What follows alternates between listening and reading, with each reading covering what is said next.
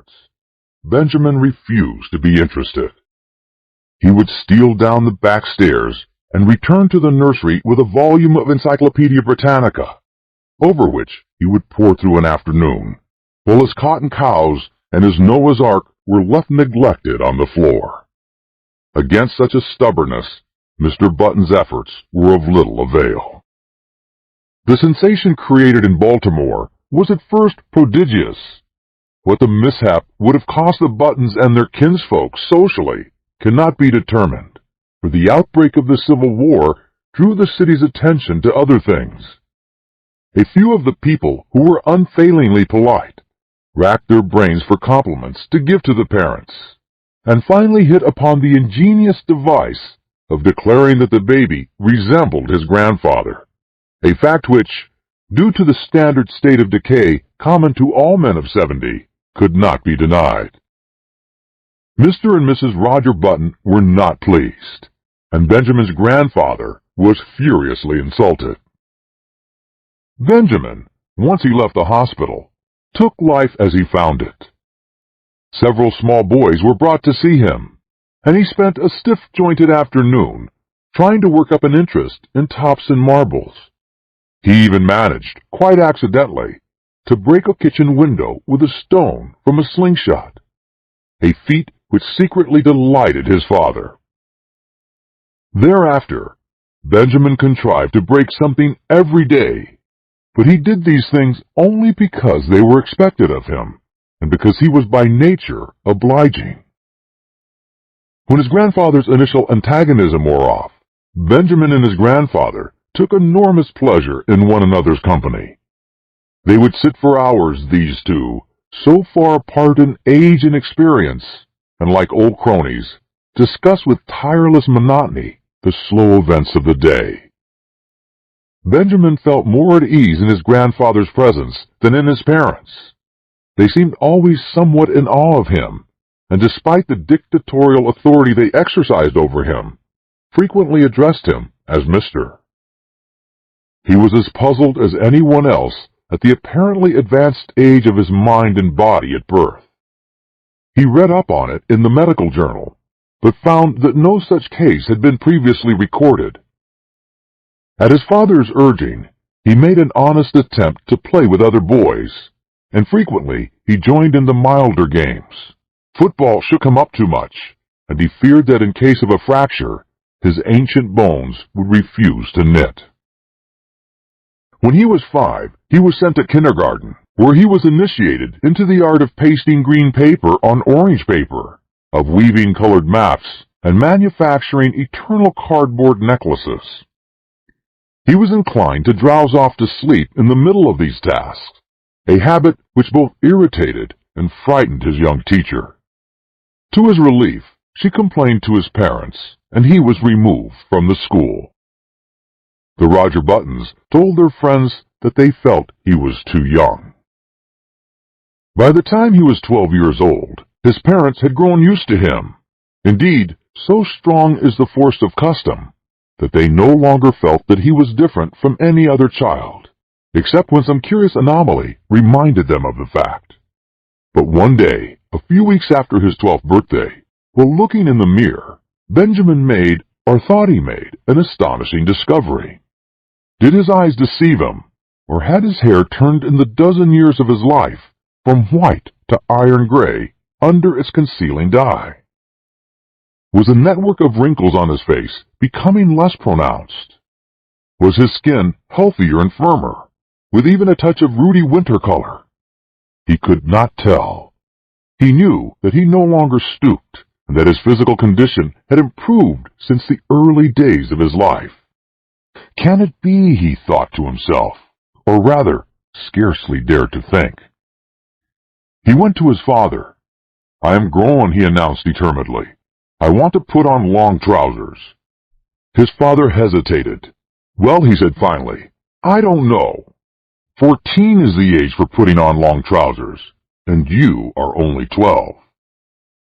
"But you have to admit," protested Benjamin, "that I'm big for my age." His father looked at him with illusory speculation. "Oh, I'm not so sure of that," he said. "I was as big as you when I was 12. This was not true. It was all part of Roger Button's silent agreement with himself to believe in his son's normality. Finally, a compromise was reached. Benjamin was to continue to dye his hair. He was to make a better attempt to play with boys of his own age. He was not to wear his spectacles or carry a cane in the street. In return for these concessions, he was allowed his first suit of long trousers. Chapter 4. Of the life of Benjamin Button between his 12th and 21st year, I intend to say little. Suffice to record that they were years of normal ungrowth. When Benjamin was 18, he was erect as a man of 50. He had more hair, and it was of a dark gray. His step was firm. His voice had lost its cracked quaver and descended into a healthy baritone. So his father sent him up to Connecticut to take examinations for entrance to Yale College. Benjamin passed his examination and became a member of the freshman class. On the third day following his matriculation, he received a notification from Mr. Hart, the college registrar, to call at his office and arrange his schedule. Benjamin, glancing in the mirror, decided that his hair needed a new application of its brown dye, but an anxious inspection of his bureau drawer disclosed that the dye bottle was not there. Then he remembered. He had emptied it the day before and thrown it away. He was in a dilemma. He was due at the registrar's in 5 minutes. There seemed to be no help for him. He must go as he was. He did. "Good morning," said the registrar politely. "We've come to inquire about your son." "Why, as a matter of fact, my name's Button," began Benjamin. But Mr. Hart cut him off. "I'm very glad to meet you, Mr. Button. I'm expecting your son here any minute." "That's me," burst out Benjamin. "I'm a freshman." "What?" "I'm a freshman." "Surely you're joking." "Not at all." The registrar frowned and glanced at a card before him. "Why, I have Mr. Benjamin Button's age down here as 18. "That's my age," asserted Benjamin, flushing slightly. The registrar eyed him wearily. "Now surely, Mr. Button, you don't expect me to believe that." Benjamin smiled wearily. "I am 18, he repeated. The registrar pointed sternly to the door. "Get out," he said. "Get out of college and get out of town. You're a dangerous lunatic." "I am 18. Mr. Hart opened the door. "The idea," he shouted. "A man of your age trying to enter here as a freshman. 18 years old, are you? Well, I'll give you 18 minutes to get out of town." Benjamin Button walked with dignity from the room, and a half-dozen undergraduates who were waiting in the hall followed him curiously with their eyes. When he had gone a little way, he turned around, faced the infuriated registrar, who was still standing in the doorway, and repeated in a firm voice, "I am 18 years old." To a chorus of snickers, which went up from the group of undergraduates, Benjamin walked away, but he was not fated to escape so easily. On his melancholy walk to the railroad station, he was found that he was being followed by a group, then a swarm, and finally a dense mass of undergraduates. The word had gone around that a lunatic had passed the entrance examinations for Yale and attempted to palm himself off as a youth of 18. A fever of excitement permeated the college. Men ran hatless out of classes. The football team abandoned its practice and joined the mob. Professors' wives with bonnets awry and bustles out of position ran shouting after the procession, from which proceeded a continual succession of remarks aimed at the tender sensibilities of Benjamin Button. "He must be the wandering Jew. He ought to go to prep school at his age. Look at the infant prodigy. He thought this was the old men's home. Go up to Harvard." Benjamin increased his pace, and soon he was running. He would show them. He would go to Harvard, and then they would regret these ill-considered taunts. Safely on board the train for Baltimore, he put his head from the window. "You'll regret this," he shouted. "Ha ha," the undergraduates laughed. Ha ha ha! It was the biggest mistake that Yale College had ever made. Chapter 5. In 1880, Benjamin Button was 20 years old, and he signalized his birthday by going to work for his father in Roger Button and Company, wholesale hardware. It was in that same year that he began going out socially. That is, his father insisted on taking him to several fashionable dances. Roger Button was now 50, and he and his son were more and more companionable. In fact, since Benjamin had ceased to dye his hair, which was still grayish, they appeared about the same age and could have passed for brothers. One night in August, they got into the phaeton attired in their full-dress suits and drove out to a dance at the Shevlins' country house, situated just outside of Baltimore. It was a gorgeous evening. A full moon drenched the road to the lusterless color of platinum, and late-blooming harvest flowers breathed into the motionless air aromas that were like low, half-heard laughter. The open country, carpeted for miles around with bright wheat, was translucent as in the day. It was almost impossible not to be affected by the sheer beauty of the sky. Almost. "There's a great future in the dry goods business," Roger Button was saying. He was not a spiritual man. His aesthetic sense was rudimentary. "Old fellows like me can't learn new tricks," he observed profoundly. "It's you youngsters with energy and vitality that have the great future before you." Far up the road, the lights of the Shevlins' country house drifted into view, and presently there was a sighing sound that crept persistently toward them. It might have been the fine plaint of violins, or the rustle of the silver wheat under the moon. They pulled up behind a handsome brougham whose passengers were disembarking at the door. A lady got out, then an elderly gentleman, then another young lady, beautiful as sin. Benjamin was immediately enchanted. An almost chemical change seemed to dissolve and recompose the very elements of his body. A rigor passed over him. Blood rose into his cheeks and his forehead, and there was a steady thumping in his ears. It was love at first sight. The girl was slender and frail, with hair that was ashen under the moon and honey-colored under the sputtering glass lamps of the porch. Over her shoulders was thrown a Spanish mantilla of softest yellow, butterflied and black. Her feet were glittering buttons at the hem of her bustle dress. Roger Button leaned over to his son. "That," he said, "is the young Hildegard Moncrief, the daughter of General Moncrief."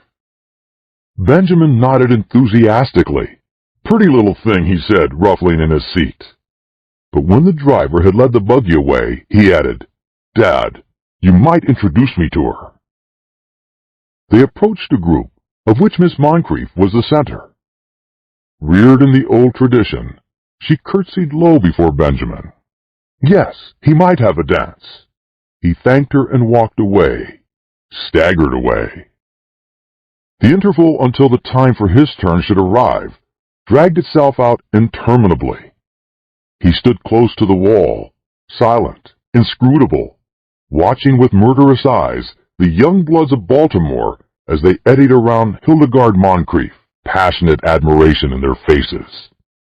How obnoxious they seemed to Benjamin, how intolerably rosy. Their curling brown whiskers aroused in him a feeling equivalent to indigestion. But when his own time came, and he drifted with her out upon the changing floor to the music of the latest waltz from Paris, his jealousies and anxieties melted from him like a mantle of snow. Blind with enchantment, he felt that life was just beginning. "You and your brother got here just as we did, didn't you?" asked Hildegard, looking up at him with eyes that were like bright blue enamel. Benjamin hesitated. If she took him for his father's brother, would it be best to enlighten her? He remembered his experience at Yale, so he decided against it. It would be rude to contradict a lady. It would be criminal to mar this exquisite occasion with the grotesque story of his origin. Later, perhaps. So he nodded, smiled, listened, was happy. I like men of your age, Hildegard told him. Young boys are so idiotic. They tell me how much champagne they drank at college, and how much money they lose playing cards. Men of your age know how to appreciate women. Benjamin felt himself on the verge of a proposal. With an effort, he choked back the impulse. You're just the romantic age, she continued. 50. 25 is too worldly wise. 30 is apt to be pale from overwork. 40 is the age of long stories that take a whole cigar to tell. 60 is too near 70. But 50 is the mellow age. I love 50. 50 seemed to Benjamin a glorious age. He longed passionately to be 50. I've always said, went on Hildegard, that I'd rather marry a man of 50 and be taken care of than many a man of 30 and take care of him. For Benjamin, the rest of the evening was bathed in a honey-colored mist. Hildegard gave him 2 more dances, and they discovered that they were marvelously in accord on all the questions of the day. She was to go driving with him on the following Sunday, and then they would discuss all these questions further. Going home in the phaeton just before the crack of dawn, when the first bees were humming and the fading moon glimmered in the cool dew, Benjamin knew vaguely that his father was discussing wholesale hardware. And what do you think should merit our biggest attention after hammers and nails? The elder Button was saying. Love, replied Benjamin absent-mindedly. Lugs, exclaimed Roger Button. Why, I've just covered the question of lugs. Benjamin regarded him with dazed eyes, just as the eastern sky was suddenly cracked with light, and an oriole yawned piercingly in the quickening trees. Chapter 6. When 6 months later, the engagement of Miss Hildegard Moncrief to Mr. Benjamin Button was made known. I say made known, for General Moncrief declared he would rather fall upon his sword than announce it. The excitement in Baltimore society reached a feverish pitch. The almost forgotten story of Benjamin's birth was remembered and sent out upon the winds of scandal in picaresque and incredible forms. It was said that Benjamin was really the father of Roger Button, that he was his brother who had been in prison for 40 years, that he was John Wilkes Booth in disguise, and finally, that he had 2 small conical horns sprouting from his head. The Sunday supplements of the New York papers played up the case with fascinating sketches which showed the head of Benjamin Button attached to a fish, to a snake, and finally, to a body of solid brass.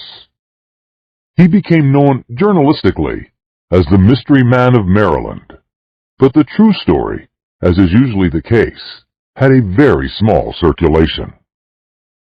However, everyone agreed with General Moncrief that it was criminal for a lovely girl who could have married any beau in Baltimore to throw herself into the arms of a man who was assuredly 50.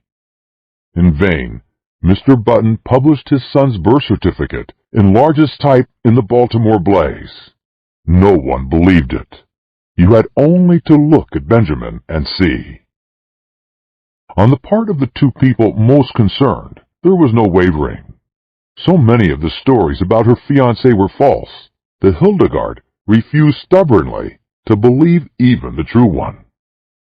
In vain, General Moncrief pointed out to her the high mortality among men of 50, or at least among men who looked 50.